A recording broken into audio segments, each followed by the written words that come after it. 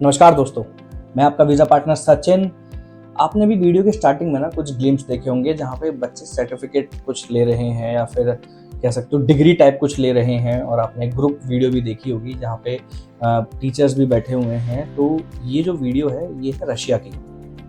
Russia में Moscow State Linguistic university MSLU, जहाँ का वीज़ा हम लोग भी प्रोवाइड कराते हैं, जो कि है रशियन लैंग्वेज कोर्स के लिए, वो भी 1 साल का।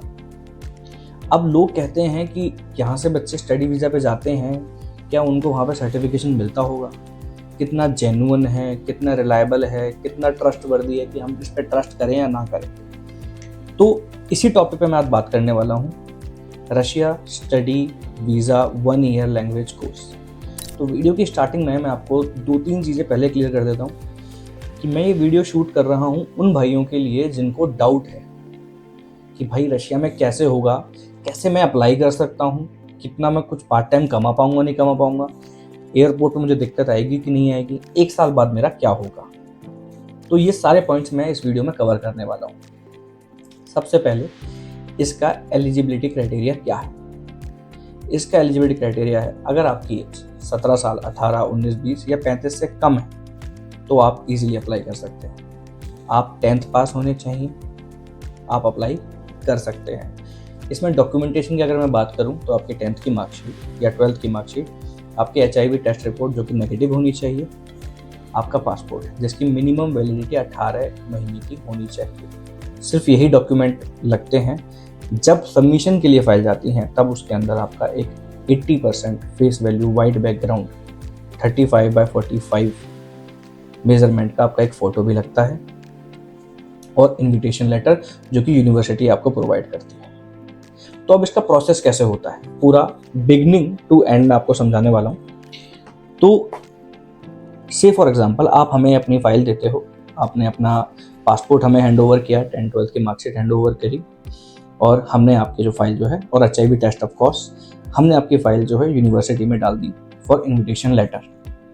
30 से 35 दिन मैक्स आ जाता है जल्दी, लेकिन 30 से 35 दिन में आपका इन्विटेशन लेटर आता है यूनिवर्सिटी से। अब वो इन्विटेशन लेटर प्लस आपकी फ़ोटो प्लस आपका HIV, ठीक है जी, और आपका पासपोर्ट हम एम्बेसी में सबमिशन कराते हैं, जिसमें आपका कोई भी एम्बेसी में इंटरव्यू नहीं होगा, ना ही आपको एम्बेसी में सबमिशन के लिए जाना है। सारा प्रोसेस हम लोग आपके लिए करके देते हैं। आप वहाँ जाते हैं, आप अपने डॉक्यूमेंट हमें देंगे, हमने आपका सबमिशन एम्बेसी में करा दिया। सबमिशन कराने के बाद अगले 7 से 8 दिन में आपका वीज़ा आ जाता है। अब वीज़ा आ गया, वीज़ा आने के बाद जो भी उसमें इनटेक डेट होगी उसके अकॉर्डिंग आपकी फ़्लाइट होगी। अब फ्लाइट जो होगी आपको रिटर्न टिकट साथ में लेके जानी है, और आपको एरोफ्लोट फ्लाइट ही बुक करनी है, जो कि SVO airport, Delhi to Russia Moscow SVO airport पे लैंड होती है। मॉर्निंग में निकलती है, 5 साढ़े 5 बजे के आसपास यहाँ से निकलती है। तो आपको वो वाली फ़्लाइट बुक करनी है। आपके पास जाने की और रिटर्न टिकट वापस आने की दोनों होनी चाहिए। यहाँ से आप पहुँचते हो रशिया, वहाँ पे जाके इमिग्रेशन में दिक्कत आती है कि भाई डिपोर्ट ना हो जाऊँ, कुछ दिक्कत तो नहीं होगी मेरे साथ, मेरा सवाल क्या पूछेंगे। तो आपको एक मैं छोटी सी क्लैरिटी देता हूँ कि ना सर, अगर आप जेन्युइन हो ना तो आपसे कोई ज़्यादा सवाल जवाब नहीं करेगा।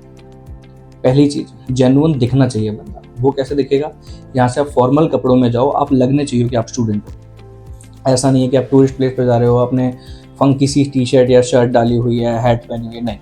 फॉर्मल्स में जाओ तरीके से, you should look like a student.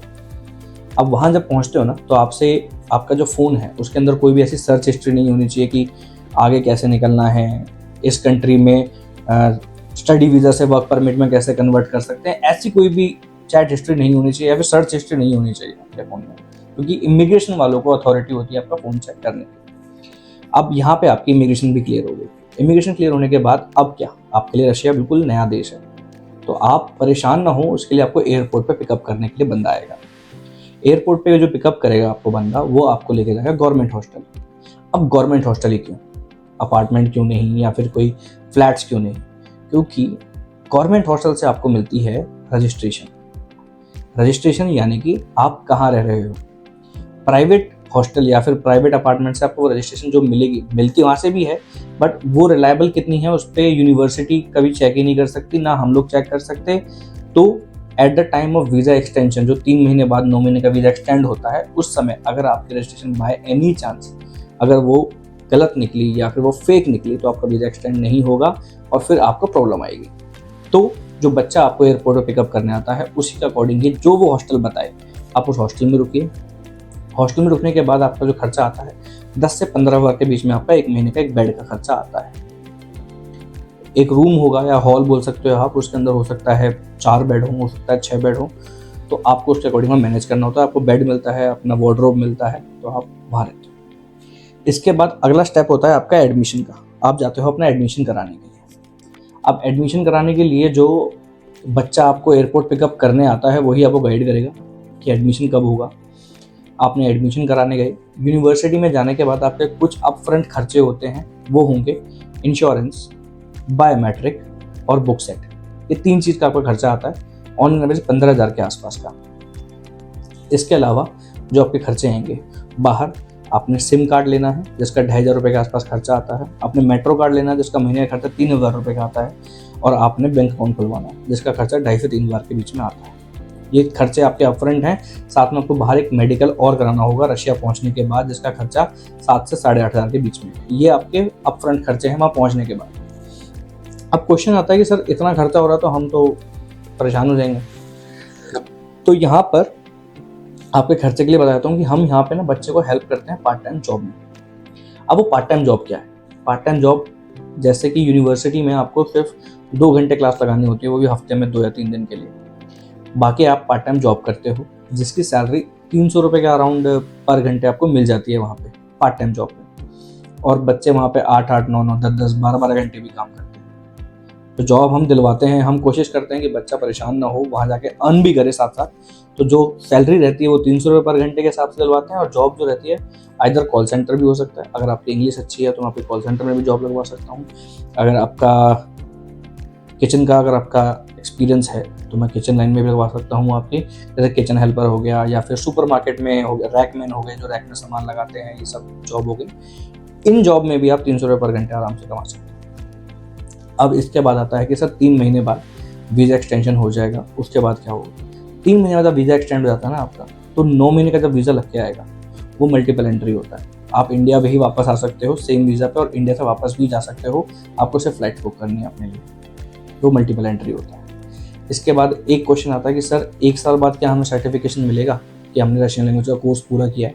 जी हाँ, बिल्कुल मिलेगा। वीडियो के स्टार्टिंग में आपने वही ग्लिम्स देखे थे जहाँ पे सर्टिफिकेट्स दिए जा रहे थे, वो भी यूनिवर्सिटी के अंदर। इसके बाद एक आता है कि सर 1 साल बाद हम क्या करेंगे, क्या हमारा वीज़ा एक्सटेंड होगा? यस, आपका वहीं रहते हुए भी आपका वीज़ा एक्सटेंड हो जाएगा। ऐसा मैंडेटरी नहीं है कि आपको इंडिया वापस आना पड़ेगा फिर से फाइल लगानी पड़ेगी, नहीं। आपका वहीं रहते हुए भी वीज़ा एक्सटेंड हो सकता है अगले 1 साल के लिए, कोई इशू नहीं है। वो भी सेम रशियन लैंग्वेज कोर्स पे, या फिर आप एडवांस कोई और कोर्स भी कर सकते हैं वहाँ पे, या कोई डिग्री या डिप्लोमा भी कर सकते हैं, उसमें भी हम लोग आपकी हेल्प कर देंगे। अब लास्ट सवाल आता है कि सर कितना जेन्युइन है ये प्रोसेस, या फिर हम कैसे इस पर ट्रस्ट करें? तो सर मैं आपको एक छोटी सी चीज़ बोलता हूँ।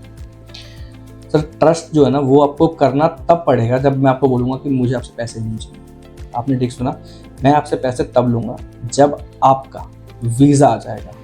और वीज़ा भी मैं ऐसा नहीं है कि आपको वीज़ा दिखा दिया या भेज दिया, नहीं। मैं आपको रशिया वीज़ा सेंटर की साइट पे वो वीज़ा चेक कराऊंगा। उसका लिंक मैं सबस्क्रिप्शन में डालूंगा वीडियो में, आप नीचे देख सकते हो।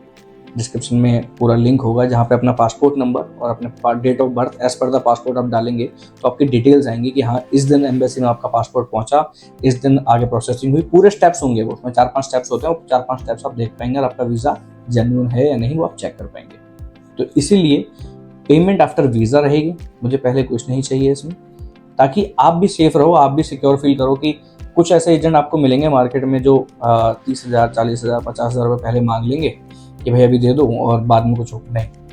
आफ्टर वीज़ा पेमेंट, पहले कुछ नहीं। Study visa Russia language course Moscow State Linguistic University. Why Moscow State Linguistic University? ये गवर्नमेंट यूनिवर्सिटी है, रिलायबल यूनिवर्सिटी है, इस पर ट्रस्ट किया जा सकता है। ये प्राइवेट यूनिवर्सिटी नहीं है, ये गवर्नमेंट यूनिवर्सिटी है। तो अगर आप भी चाहते हैं अपना रशिया का study Russian language course 1 year वाला वीज़ा लगवाना, जिसमें आप पार्ट टाइम जॉब में ना करते हो भी 80-70-80 हज़ार रुपये पर मंथ भी कमा रहे हैं, तो आइए फ्रेंड्स एंड फ्लाई के पास, क्योंकि हमारे यहाँ वीज़ा लगता है, बातें नहीं होती।